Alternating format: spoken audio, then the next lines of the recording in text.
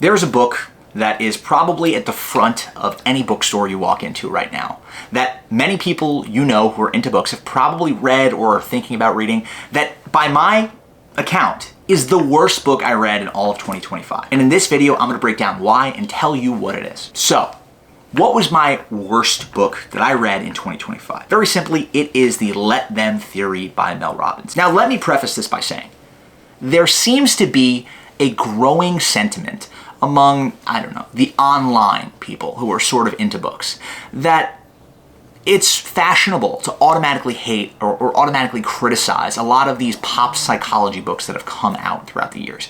Stuff like Outliers, like Freakonomics, books that do contain useful ideas, but oversimplify complex subject areas and may not have aged in a lot of the studies that they reference and a lot of the anecdotal stories that they reference.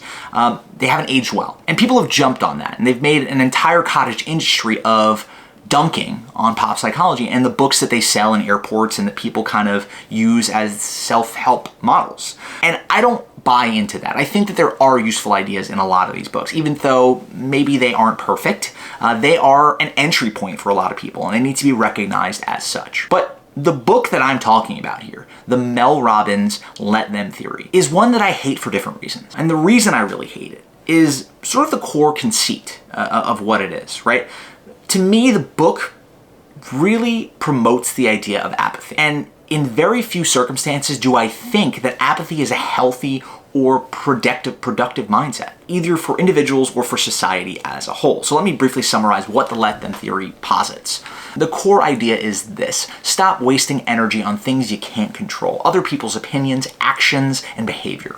By freeing yourself from drama, judgment, and unnecessary emotional pain, the goal is to reclaim personal power, build resilience, and focus on your own happiness by accepting others as they are. Now, that all sounds kind of good, right? You're like, why is it so bad? On its face, it sounds reasonable, right? Because we can't control other people, and ultimately we are responsible for our own success. But here's the problem. What frustrates me is how reductive this entire framework is. The solution offered here is essentially that if people treat you badly, let them. If your friends exclude you from dinner plans, let them. If your boss doesn't give you that promotion, if he's a jerk, let them.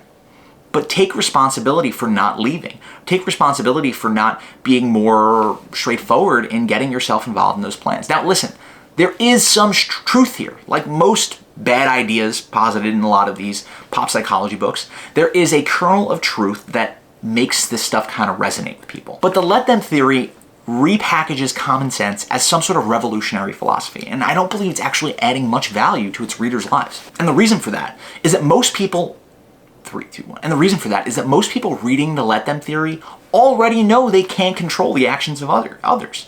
What they're looking for is how to navigate relationships, conflict, vulnerability, and connection, not a permission slip to emotionally disengage. To me, what's wrong with the Let Them Theory isn't that it's about vulnerability, it's not about empowerment, it's about withdrawal. Mel Robbins isn't a psychologist. The theories of the Let Them Theory are not backed by years of psychological testing, years of case studies. They're based on anecdotal evidence that she uses in her years, I guess, as like a pseudo-lawyer radio host kind of thing, and uses examples from her daily life to sort of, I don't know, extrapolate the theories of the book. To me, what's most destructive about the Let Them Theory is that it kind of runs counter to the idea of what I think is one of the more important areas touched upon in a lot of pop psychology books, and that is the idea of vulnerability and the importance of vulnerability in dealing with relationships that are either problematic or potentially problematic, let's say. In a lot of ways, this book reminds me of Un-F Yourself by Gary John Bishop, another blunt,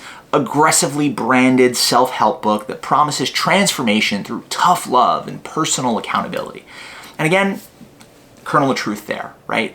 But a lot of it boils down to shaming people into change. You're not doing enough. You're not letting them do their own thing and then taking accountability for yourself. And I don't think that shaming yourself is an effective means of, or a healthy motivator for getting to where you want to be. So in any video where I'm criticizing one of these pop psychology books, I'm always going to try to give you something I recommend you read instead. And in this case, what I think I would recommend people read instead of the Let Them Theory is any of the works of Brene Brown. Brene Brown is an actual academic researcher who has spent years studying vulnerability, shame, resilience, leadership, and human connections. Her work is based on extensive qualitative research, not just personal anecdotes. Two of the best books she's ever written are The Gifts of Imperfection and Daring Greatly. Two books that I find incredibly insightful, incredibly useful. Books like The Gifts of Imperfection and Daring Greatly explore ideas that the Let Them theory sort of gestures at, but in a far more meaningful way. Brené Brown's central thesis is essentially that vulnerability is strength, and humans are wired for connection. Shame is the fear that we are fundamentally unworthy of love and belonging.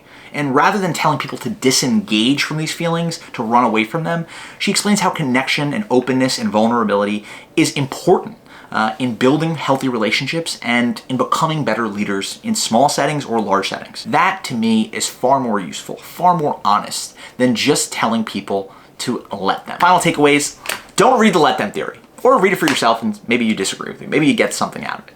But if you are going to read the Let Them theory, at least counteract that by reading some Brené Brown. If you disagree with this video, if you're into something else, if you want other book recommendations, be sure to subscribe to the channel for more book talk. Until later, I will talk to you guys soon. Bye now.